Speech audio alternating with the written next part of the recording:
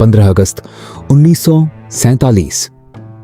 यह केवल एक तारीख नहीं थी, यह वह रात थी जब लगभग 200 वर्षों का ब्रिटिश शासन समाप्त हुआ।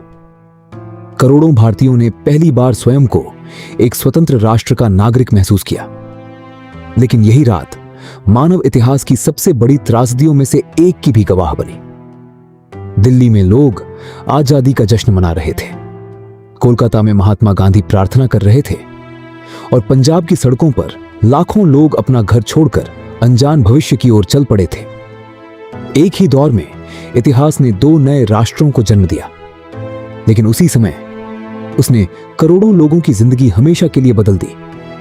आखिर 14 और 15 अगस्त 1947 की उन आखिरी 24 घंटों में ऐसा क्या हुआ था जिसने पूरे भारतीय उपमहाद्वीप का भविष्य बदल दिया? इस कहानी की शुरुआत दिल्ली से नहीं बल्कि कराची से होती है।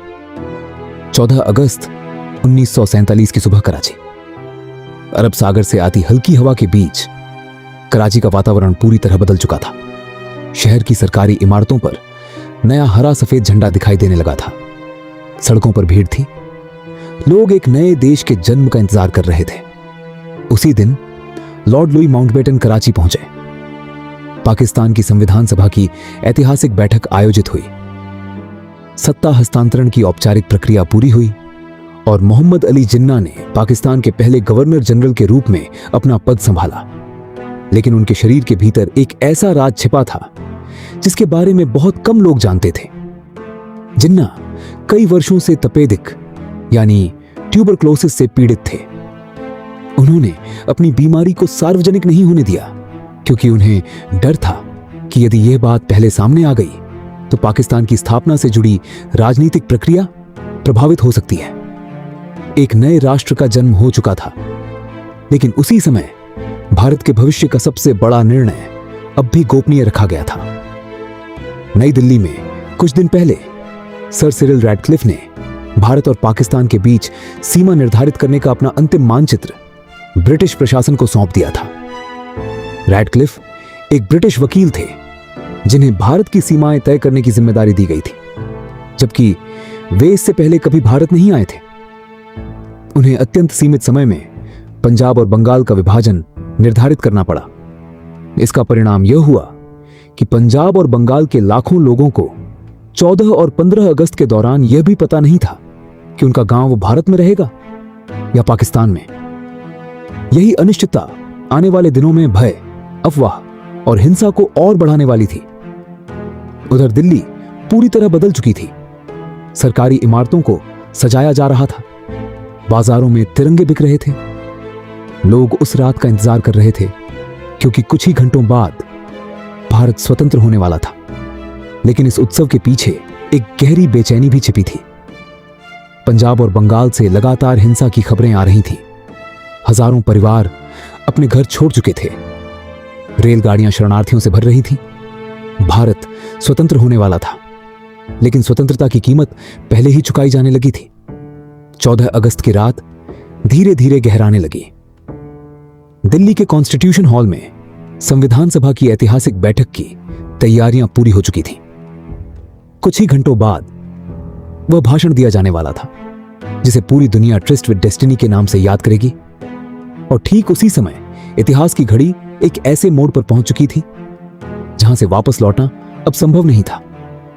14 अगस्त 1947 की रात नई दिल्ली का कॉन्स्टिट्यूशन हॉल इतिहास के सबसे महत्वपूर्ण क्षणों में से एक का साक्षी बनने वाला था। रात लगभग 11 बजे संविधान सभा की विशेष बैठक शुरू हुई। सभा की अध्यक्षता डॉक्टर राजेंद्र प्रसाद कर रहे थे। वातावरण गंभीर था क्योंकि यह केवल सत्ता परिवर्तन का समारोह नहीं था, बल्कि एक नए राष्ट्र के जन्म की घोषणा थी। कार्यवाही की शुरुआत सुचेता कृपलानी द्वारा वंदे मातरम के प्रथम भाग के गायन से हुई।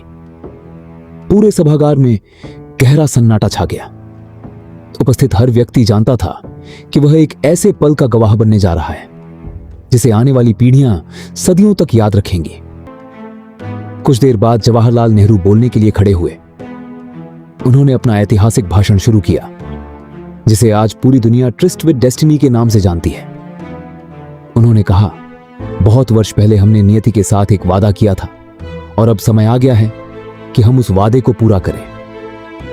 आधी रात के समय जब दुनिया सो रही होगी, भारत जीवन और स्वतंत्रता के लिए जाग उठेगा। जैसे ही घड़ी ने 15 अगस्त 1947 की आधी रात का संकेत दिया, इंडियन इंडिपेंडेंस एक्ट 1947 प्रभावी हो गया। ब्रिटिश शासन का अंत हुआ और भारत एक स्वतंत्र डोमिनियन बन गया। बाहर दिल्ली की सड़कों पर लोगों का सैलाब उमड़ पड़ा। तिरंगे हवा में लहराने लगे। जय हिंद और महात्मा गांधी की जय के नारे चारों ओर गूंज रहे थे। लगभग 2 शताब्दियों की औपनिवेशिक सत्ता समाप्त हो चुकी थी, लेकिन उसी समय भारत का सबसे बड़ा स्वतंत्रता सेनानी इस उत्सव से हजारों किलोमीटर दूर था। कोलकाता के बेलियाघाटा स्थित हैदरी मंजिल में महात्मा गांधी स्वतंत्रता का जश्न नहीं मना रहे थे। उन्होंने दिल्ली आने का निमंत्रण स्वीकार नहीं किया था। उनका मानना था कि जब देश के अनेक हिस्सों में सांप्रदायिक हिंसा फैल रही हो, तब उनका स्थान उत्सव में नहीं बल्कि पीड़ितों के बीच होना चाहिए। 15 अगस्त की सुबह गांधी अपने सामान्य समय से पहले जागे। उन्होंने उपवास रखा, प्रार्थना की, भगवत गीता का पाठ कराया और दिन भर लोगों से मिलते रहे। उनका संदेश केवल एक था, यदि भारत को सचमुच स्वतंत्र बनाना है तो हिंदू और मुसलमान दोनों को साथ रहना सीखना होगा। उधर दिल्ली में नया भारत अपनी पहली सुबह देख रहा था। वायसराय हाउस में लॉर्ड लुई माउंटबेटन ने स्वतंत्र भारत के पहले गवर्नर जनरल के रूप में शपथ ली। जवाहरलाल नेहरू और उनके मंत्रिमंडल ने भी अपने पद ग्रहण किए। वर्षों के संघर्ष के बाद अब देश का शासन भारतीयों के हाथ में था। उसी दिन शाम को नई दिल्ली के प्रिंसेस पार्क में स्वतंत्र भारत का पहला सार्वजनिक ध्वजारोहण समारोह आयोजित किया गया। लाखों लोग वहां पहुंचे। जैसे ही तिरंगा आकाश में लहराया, भीड़ में उत्साह की लहर दौड़ गई। उसी समय वर्षा के बाद आकाश में इंद्रधनुष भी दिखाई दिया, जिसे अनेक लोगों ने शुभ संकेत माना। हालांकि एक तथ्य अक्सर भुला दिया जाता है। 15 अगस्त 1947 को लाल किले पर तिरंगा नहीं फहराया गया था। जवाहरलाल नेहरू ने पहली बार 16 अगस्त 1947 की सुबह लाल किले की प्राचीर पर राष्ट्रीय ध्वज फहराया और वहीं से जनता को संबोधित किया। लेकिन स्वतंत्रता के इस उत्सव के समानांतर एक और कहानी चल रही थी। पंजाब और बंगाल में लाखों लोग अपने घर छोड़ रहे थे। रेड क्लिफ सीमा रेखा अभी सार्वजनिक नहीं हुई थी। लोगों को यह भी नहीं पता था कि उनका गांव किस देश का हिस्सा बनने वाला है। भय, अफवाह और हिंसा लगातार बढ़ रही थी। कारवां निकल रहे थे। बैलगाड़ियों, ट्रकों और पैदल चल रहे लोगों की अंतहीन कतारें सड़कों पर दिखाई दे रही थीं। अनेक परिवार केवल उतना सामान साथ ले जा सके जितना अपने हाथों में उठा सकते थे। विभाजन के दौरान लगभग 1.5 से 2 करोड़ लोग विस्थापित हुए। मृत्यु के आंकड़ों पर इतिहासकारों में मतभेद है, लेकिन व्यापक रूप से माना जाता है कि लगभग 10 से 20 लाख लोगों ने इस हिंसा में अपनी जान गंवाई। यह केवल 2 देशों का जन्म नहीं था, यह लाखों परिवारों के बिछड़ने, असंख्य सपनों के टूटने और मानव इतिहास के सबसे बड़े जनस्थानांतरणों में से एक की शुरुआत भी थी। 15 अगस्त 1947 इसलिए इतिहास में एक विरोधाभास बनकर दर्ज है। एक ओर स्वतंत्रता का उत्सव था, दूसरी ओर विभाजन का दर्द। एक ओर नए भारत और नए पाकिस्तान का जन्म था, दूसरी ओर लाखों बेघर लोग जो केवल शांति और सुरक्षित भविष्य की तलाश में थे। आज जब हर वर्ष तिरंगा गर्व से लहराता है, तब हमें केवल स्वतंत्रता का उत्सव ही नहीं मनाना चाहिए, बल्कि उन अनगिनत लोगों को भी याद करना चाहिए जिनके बलिदान, संघर्ष और पीड़ा ने इस स्वतंत्रता की कीमत चुकाई। 15 अगस्त 1947 केवल आजादी की तारीख नहीं है, यह उम्मीद, बलिदान और इतिहास से सीखने का एक स्थायी संदेश है।